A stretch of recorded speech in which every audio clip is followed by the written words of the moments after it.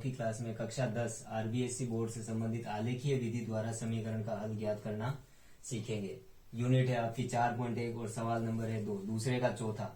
हम इसे देखें, दो समीकरण दिए हुए हैं। पहला समीकरण हमारे पास है 3x प्लस वाई बराबर 2 और दूसरा समीकरण है हमारे पास 2x माइनस 3y बराबर 5। इन समीकरण को हल करने के लिए हम किसी भी एक को इधर रखेंगे x या y को, बाकी सबको इधर लेकर आए, या x को रखें या y को। तो सामान्यतः हम x को रखेंगे तो हम सबसे पहले करेंगे 3x बराबर 2 और ये प्लस का y इधर आएगा तो माइनस का y हो जाएगा, यानी कि x बराबर होगा अपने पास 2 माइनस y बटा 3। ऐसे ही हम इधर भी देखें तो हमारे पास होगा 2x बराबर 5 और माइनस का 3y इधर आएगा तो प्लस का 3y और x बराबर हो जाएगा अपने पास 5 प्लस 3y बटा 2।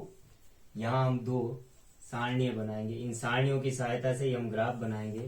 तो पहली सारणी पहले समीकरण से और दूसरी सारणी दूसरे समीकरण से। हम सारणियों में कम से कम 3 मान निकालें ताकि हमारा सवाल गलत नहीं हो। यहाँ हमारा x और यहाँ हमारा y। हम मान रखेंगे y का।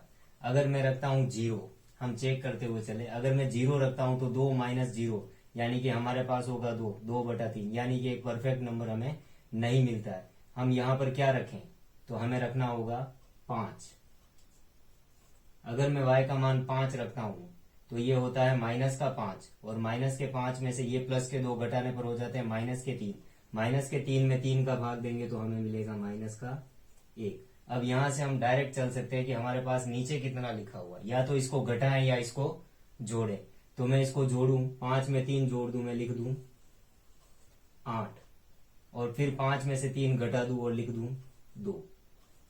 जब मैं 8 लिखूंगा तो हमारे पास मान क्या आ जाएगा, यहां माइनस के 8 हो जाएंगे, 2 आपके प्लस के हैं तो माइनस के 6 और माइनस के 6 में आप 3 का भाग दोगे तो हो जाएगा माइनस का 2 और यहाँ हो जाएगा आपके पास 0 और 0 में जब 3 का भाग दोगे तो आपको मिलेगा 0।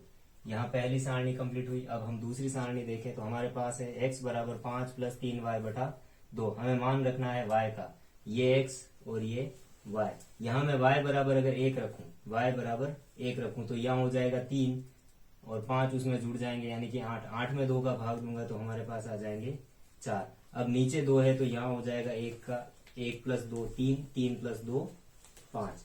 यहाँ जो y है वो 3 के साथ मल्टीप्लाई हो रहा है यानी कि यहाँ हमारे पास आएगा 7 और 7 में 3 जोड़ दूं यानी कि हमारे पास आएगा 10। इस प्रकार से हमारी पहली सारणी और दूसरी सारणी पूरी। अब हम इन सारणियों की सहायता से ग्राफ का निरूपण करते हैं। तो हमने सवाल के अकॉर्डिंग जो सारणी में मान प्राप्त किए थे उसके अनुसार अब हम ग्राफ बनाएंगे। हम एक ऊपर से नीचे की तरफ देखते हुए व्यवस्थित एक लाइन बनाएंगे जो होगी अपनी y अक्ष। ध्यान रहे लाइन बिल्कुल लाइन पर बने।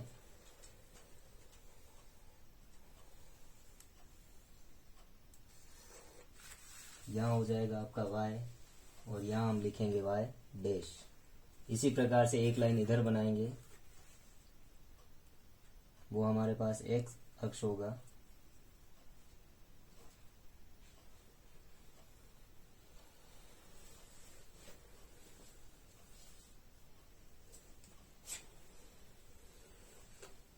यहाँ हम लिखेंगे x और इस तरफ लिखेंगे x डैश। जिस तरफ हमारे पास डैश वाला लिखा हुआ उधर हमारे पास ऋणात्मक मान लिखेंगे और जिधर हमारा सामान्य x और y है उधर धनात्मक मान, और बीच वाला जो मूल बिंदु 0 0 यहाँ हम लिखेंगे 0। यहाँ होगा अपने पास x का 1 2 3 4 5 6 7 8 9।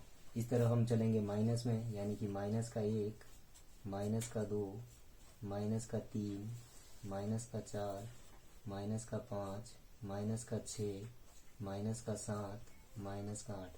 अब हम इधर से देखें तो यहाँ हम लिखेंगे 1 2 3 4 5 6 7 8 9। नीचे लिखेंगे हम -1 2 माइनस के 3 -4 -5 -6 -7 और -8। अब हम देखें कि हमारी सारणी जो पहली थी उसमें x जब -1 था तो हमें y का मिला था 5, यानी कि x का -1 यहाँ, और हम मिलाते हुए चलेंगे y का 5, यानी कि हम यहाँ पर एक बिंदु दर्शाएंगे। फिर हमने लिया था x बराबर -2 और हमें y का मिला था 8, यानी कि यहाँ पर हम बिंदु को दर्शा देंगे। तीसरा हमने लिया था x का 0 और y का 2, यानी कि यहाँ से ये हमने 3 बिंदु लगा दिए। इन तीनों बिंदुओं को मिलाते हुए एक सरल रेखा बनाएंगे, एक स्ट्रेट लाइन बननी चाहिए, तभी हमारा सवाल सही होगा। अगर स्ट्रेट लाइन नहीं बन रही है तो हमारा सवाल गलत है। ये हमने पहले समीकरण से एक लाइन बनाई और इस पर हम समीकरण लिख देते जो हमारे पास था 3x प्लस वाई बराबर 2। अब हम पुनः चलें तो हमारे पास जो द्वितीय समीकरण था उससे देखें, हमने x बराबर लिया था 4 और हमें y का मान मिला था 1, या x बराबर 4 और y का मान हमारे पास मिला है 1।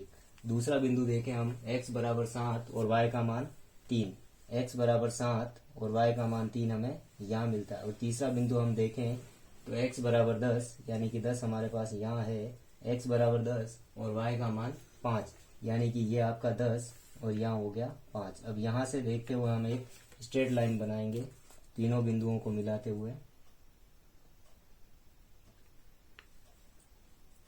ये हमारी एक सरल रेखा बनी।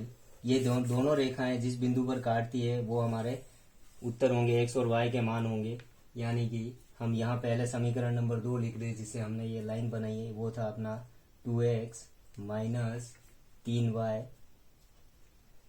बराबर 5। और यहाँ ये दोनों रेखाएं इस बिंदु पर काटती है जहाँ हमारे पास x का मान हो जाता है 1 और y का हो जाता है -1, यानी हमें एक अद्वितीय हल मिला है, यानी कि इसकी प्रकृति जो है वो अद्वितीय है। अब हम यहाँ पर लिखेंगे वो होगा हमारा पैमाना लिखने पर ही हमारा सवाल पूरा होता है। अगर हम पैमाना नहीं लिखते हैं तो हमारा सवाल अधूरा रह जाता है। और पैमाना हम लिखेंगे x अक्ष पर भी और y अक्ष पर भी, x अक्ष और y अक्ष।